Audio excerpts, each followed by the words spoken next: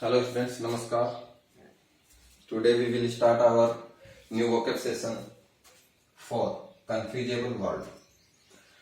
दोस्तों, हमने इससे पहले कल की क्लास में vocab सेशन 3 में confusable word पढ़े थे। आज मैं फिर से confusable word लेके आपके सामने हाजिर हूँ। हमारा आज का पहला confusable word है take और carry। देखिए ध्यान देना, take यानी भी ले जाना, लेना, या फिर carry यानी भी ले जाना। दूसरे शब्दों में हम बात करते हैं टेक की, कि टेक का मतलब होता है दूसरे की एनर्जी पर ले जाना। यानी कि आप यदि किसी दूसरे की एनर्जी पर, दूसरे की पावर पर यदि कोई सामान वगैरह रख के ले जाते हो तो उसको बोलते हैं टेक। किसके सेंस में? ले जाने के सेंस में। दूसरा वर्ड है कैरी। कैरी यानी भी ले जाना होता है। कैरी का मतलब होता है सेल्फ एनर्जी पर, सेल्फ पावर के थ्रू किसी चीज को जब हम ले जाते हैं तो उसको बोलते हैं क्या? कैरी के सेंस में। जैसे देखिए, कंधे पर ले जाएंगे तो अपनी सेल्फ एनर्जी होगी, जेब में ले जाएंगे तो अपनी सेल्फ एनर्जी होगी, गोद में ले जाएंगे तो अपनी सेल्फ एनर्जी होगी। जैसे मैं मेरा मोबाइल जेब में रखता हूं तो वो मेरी एनर्जी के पीछे रुका हुआ जेब में।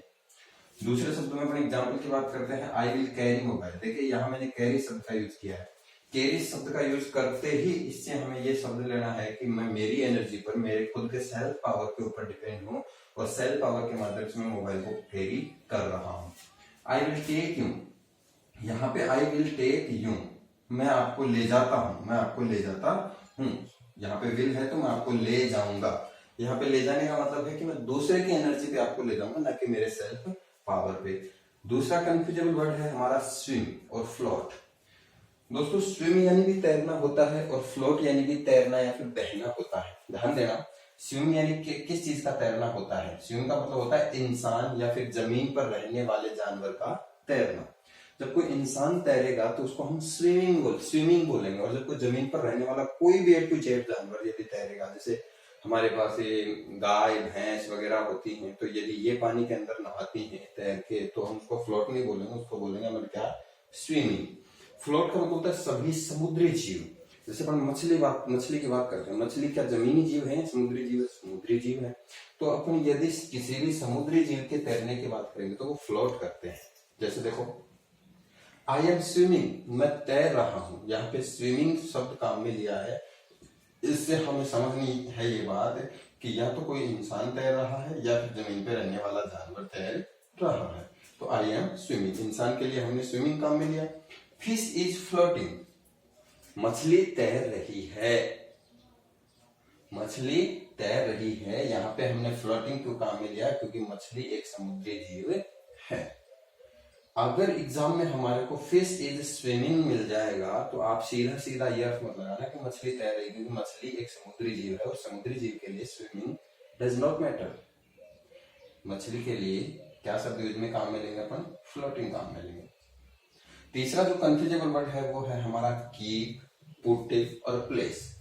दोस्तों, कीप यानी भी रखना होता है, पुट यानी भी रखना होता है, और प्लेस के दो अर्थ होते हैं। प्लेस यानी स्थान भी होता है और प्लेस यानी रखना भी होता है। देखिए कौन सा शब्द कौन सी जगह काम में लिया जाएगा। ये तीन शब्द हैं, इनका जब यूज करते हैं तो देखिए अर्थ इनका एक ही है, लेकिन जब ये इंग्लिश में यूज किए जाएंगे तो इनका डिफरेंट टाइप से यूज होता है। पहला वर्ड है हमारा कीप। कीप का मतलब होता है जब हम किसी भी वस्तु को हाथ से नीचे रखते हैं तो हमने उसको कीप किया है। पुट का मतलब होता है एक जगह से दूसरी जगह रखना। जब हम किसी भी चीज को एक स्थान से उठाकर दूसरे स्थान पर रखते हैं तो वहां अपन किसका यूज करेंगे? पुट का। तीसरा वर्ड है प्लेस। मैंने अभी बताया कि प्लेस के दो मीनिंग होते हैं, एक तो स्थान होता है, एक किसी भारी भरकम सामान को अपन रखते हैं, जैसे फ्रिज है, कूलर है, चक्की है। इसी ऐसी चीजों को जब अपन रखते हैं तो ना तो कीप काम में लेंगे, ना पुट काम में लेंगे, क्या काम में लेंगे? प्लेस काम में लेंगे। एग्जाम्पल के जरिए अपन समझते हैं, keep the mobile on the table. यहाँ पे मोबाइल को किसके ऊपर रखा जा रहा है? टेबल के ऊपर रखा जा रहा है। अब टेबल के ऊपर रखा जाए तो हमने किसका यूज किया? कीप का।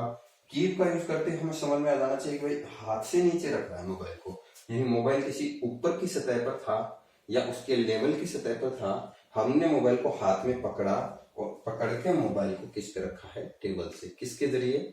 By hand. दूसरा एग्जांपल है put the mobile on the chair. यहाँ पे भी मोबाइल को किस पे रखा है? चेयर पे रखा है, और हमने वर्ड क्या काम में लिया? पुट। इसका मतलब हो गया एक जगह से दूसरी जगह पर रखा गया हो। पहले मोबाइल कहीं और सतह पर रखा हुआ था, अब हमने मोबाइल को किसी और सतह पर रख दिया है, चेयर की सतह पर, तो वहां पे क्या लिया काम में, पुट लिया काम में। Place the fridge in the corner. अब ये मत सोचना कि फ्रीज का स्थान, फ्रीज को कॉर्नर में स्थान दे दो, नहीं, फ्रीज को कॉर्नर में स्थान नहीं देना है, फ्रीज को कॉर्नर में रखना है, क्योंकि यहाँ पे प्लेस जो वर्ड है यहाँ पर इसका अर्थ स्थान नहीं, रखना यूज में नहीं।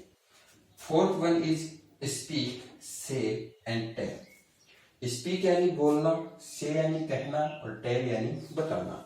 तीनों शब्दों में ये देखने में एक तरह के लगते हैं, पर ये कह सकते हैं बोलते भी तो कहते हैं, कहने के लिए भी बोलना पड़ता है, टेल करने के लिए भी कहना पड़ता है। तीनों शब्द कहीं ना कहीं मिक्सअप हो रहे हैं, लेकिन ध्यान रखना जब हम इंग्लिश की बात करेंगे तो इनका डिफरेंट टाइप से यूज होता है। स्पीक का बोलना के सेंस में, जैसे हम आम बोलचाल में काम में लेते हैं भाषा। से यानी कहना, जैसे अपन किसी से दिल की बात कहते हैं तो वहां पर से काम में लेंगे, ठीक है। टेल यानी बताना, किसी सवाल का जवाब देते हैं, जब कोई आदमी अपन से कोई बात पूछता है और अपन उसका रिप्लाई देते हैं तो वो हम स्पीक या से नहीं करते, वो अपन क्या करते हैं, टेल। एग्जाम्पल है हमारा आई स्पीक इंग्लिश। इसका मतलब साफ हो गया, मैं इंग्लिश कहता हूं, या मैं इंग्लिश बताता हूं, या मैं इंग्लिश बोलता हूं, क्योंकि यहाँ पे हमने स्पीक काम में लिया है, इसलिए सेंटेंस का मीनिंग हो गया आई स्पीक इंग्लिश, मैं इंग्लिश बोलता हूं, क्योंकि स्पीक शब्द का मतलब होता है बोलना। दूसरा है I want to say something. यहाँ पर मैंने से काम में लिया है, से का मतलब होता है कहना। क्या अपन इसका अर्थ ये लगाएंगे, मैं आपसे कुछ बोलना चाहता हूँ, मैं आपसे कुछ बताना चाहता हूँ, या फिर ये लगाएंगे मैं आपसे कहना चाहता हूँ, एग्जैक्ट इसका यही अर्थ लगेगा, मैं आपसे कहना चाहता हूँ। क्यों, क्योंकि हमने यहाँ पर क्या काम में लिया है, से काम में लिया है, जिसका यूज होता है कहना के सेंस में। I want to tell you, मैं आपको बताना चाहता हूँ, मैं आपको कहना चाहता हूँ, बोलना चाहता हूँ नहीं, मैं आपको बताना चाहता हूँ। यहाँ हमने क्या वर्ड काम में लिया, टेल वर्ड काम में लिया। इसी के साथ मैं कहता हूँ कि टेल वर्ड का यूज बताना के सेंस में, से का यूज कहना के सेंस में, स्पीक का यूज बोलना के सेंस में। दोस्तों पांचवा जो हमारा कंफ्यूजेबल वर्ड है, एक बार आप इसका स्क्रीनशॉट ले लीजिए, फिर मैं आपको आगे पांचवा वर्ड बताता हूं।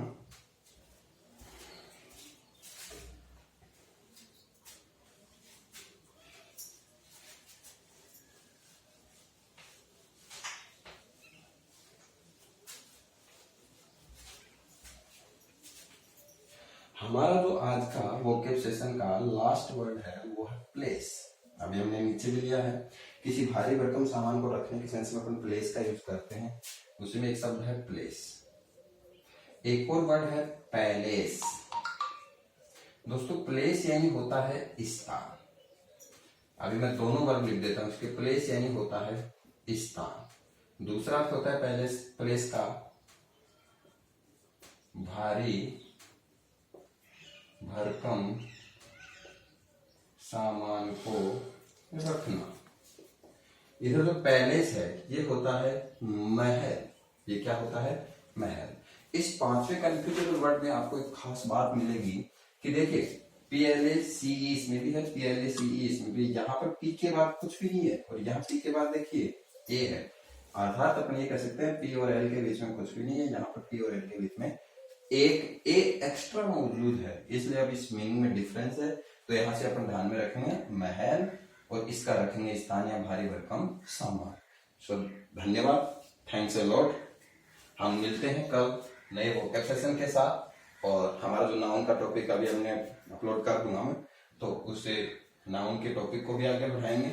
और ज्यादा से ज्यादा चैनल को सब्सक्राइब करें, शेयर करें वीडियो को और देखें। धन्यवाद, थैंक्स अ लॉट।